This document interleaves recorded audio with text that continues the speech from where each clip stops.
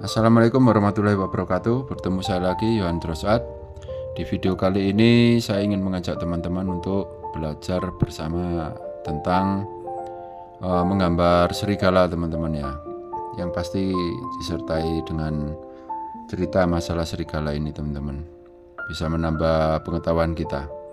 Oke, siapkan kertas, kita menggambar bersama.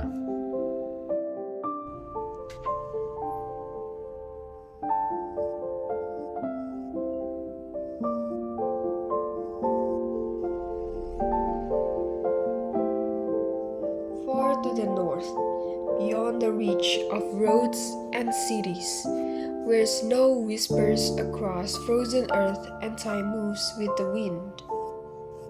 A shadow moves. It is neither seen nor heard, only felt. The forest pauses, the wind stills, and for a moment the silence is heavy in presence. It is the wolf, a creature of myth, feared and revered, chaste yet enduring. The wolf exists not in the margins of the world, but at the core of wildness itself. To follow the wolf is to trace the silent rhythm of nature, one that predates civilization, yet still pulses beneath its surface. The wolf, known scientifically as Canis lupus, stands as one of the planet's most enduring predators. For over 2 million years, wolves have prowled the earth, evolving from the same ancestral line as modern dogs. But while some of their kin found comfort in human fires, wolves chose a different path: solitude, ice, and independence. With their lean frames built for distance, powerful jaws, and sharp senses, wolves adapted not just to survive, but to thrive. From Arctic tundra to arid steppes, they expanded across continents, their howls echoing through countless landscapes. In their blood runs the story of Earth's shifting seasons, extinct giants, and ancient hunts. They are living fossils of a world before us. Unlike the solitary image may associate with predators, wolves live in tight-knit social groups known as packs. These are families, complex, structured, and emotional. At the heart of the pack is the alpha pair, not tyrants but parents. They lead not by force but by example, guiding hunts, protecting territory, and nurturing the next generation. Their offspring, often loyal for years, take on roles as helpers, hunters, or sentinels.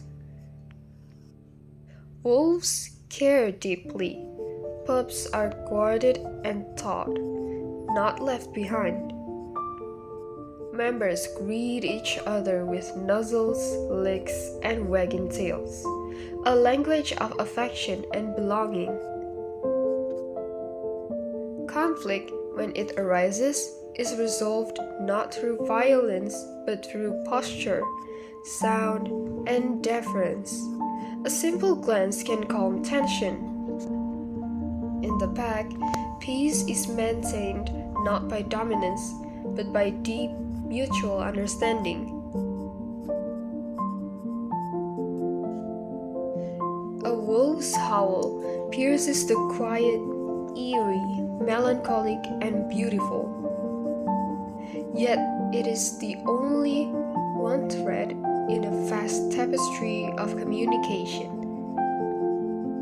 Wolves speak with their bodies, the angle of a tail, the set of ears, the arch of a back. A subtle growl may express discomfort. A bowed head may offer apology. Through these cues, they maintain order without chaos. But the howl, that iconic cry, carries further meaning. It is a locator, a boundary, a lullaby, a warning. It unites the pack across distances and tells strangers, this land is spoken for. And sometimes it is simply a song beneath the stars, a shared voice rising into the dark. To hunt is to survive, and no predator matches the endurance of the wolf. Where others sprint, wolves persist.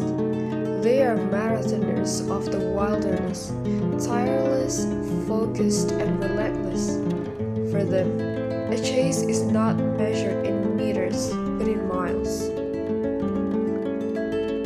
Wolves read the landscape like a book.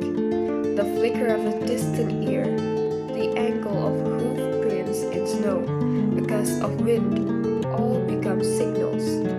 They move in formation, flanking and surrounding prey with precision honed over generations. Their coordination is near silent, an unspoken language of purpose passed from glance to stride.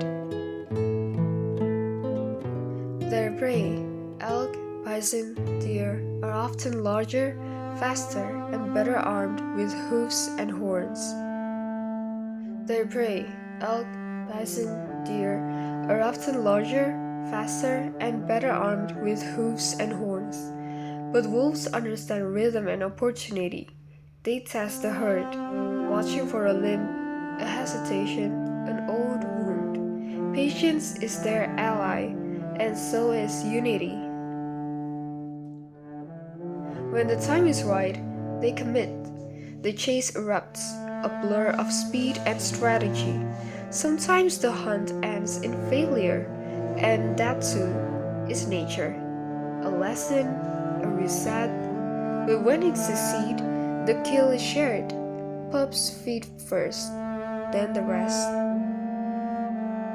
Wolves do not kill for pleasure. Every kill is a necessity, one life taken to feed many mouths. They consume almost everything. Flesh, organs, bones. What cannot be eaten is left to scavengers, feeding the broader ecosystem. This is not brutality. It is the deepest form of respect, honoring the life that sustains theirs. Wolves know hunger well. They do not waste. Their endurance is not only physical, it is spiritual. To watch them hunt is to witness nature's poetry, sharp, raw, and enduring. Wolves once roamed nearly every corner of the northern hemisphere. From the blizzards of Wolves once roamed nearly every corner of the northern hemisphere. From the blizzards of Canada to the highlands of Ethiopia, from the forests of Japan to the deserts of Iran. Their range was vast, their adaptability remarkable. In the Arctic, wolves endure temperatures plunging below minus 40 degrees. Their paws act as snowshoes, their coats, impenetrable armor. In forests, they move like shadows. In grasslands, they run like wind. Each ecosystem presents its own challenges, from limited prey in cold deserts to human encroachment in lowland settlements. Wolves are not bound to one environment, they shape themselves to it. In dense forests, they lean to stalk in silence. In tundra, they run endlessly beneath pale skies. In mountains, they climb as goats do, weaving along cliffs and rock faces. Wherever they roam, they map the wild with their feet.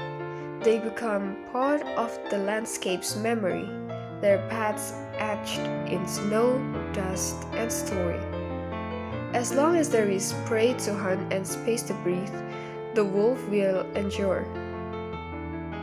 But with the spread of humanity came the shrinking of wilderness. Wolves, seen as threats to livestock and security, become the target of fear-driven campaigns. Myths painted them as beasts. Stories turned them into monsters. Legends of wolves stealing children and devouring villages told centuries of hatred. Across Europe and North America, bounties were placed on their heads. Governments encouraged extermination. Wolves were hunted from helicopters, poisoned, trapped. Wolf packs were eliminated. Forests fell silent. And yet, the real threat wasn't the wolf.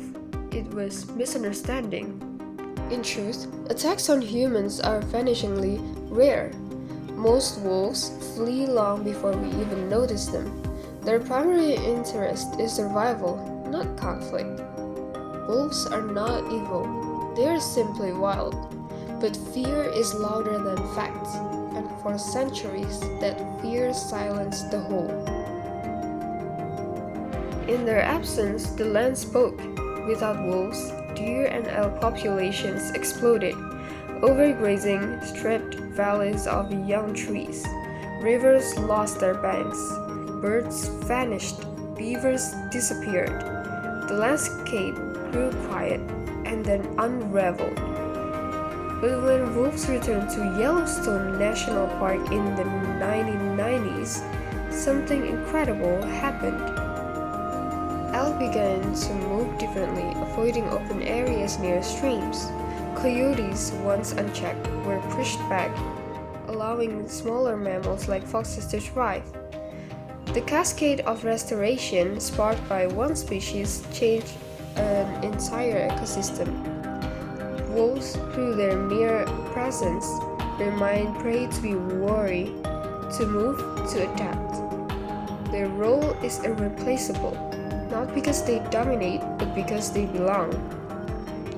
In modern times, we romanticize the lone wolf, yet forget that wolves survive not by isolation but by unity. They remind us of our place, not above, but among. Will the wolf still have a place in tomorrow's world? Coexistence is not just possible, it is necessary, but it requires humility and patience. The wolf does not ask for much: space to roam, prey to hunt, the quiet to raise its young. In return, it offers balance, beauty, and the wild itself.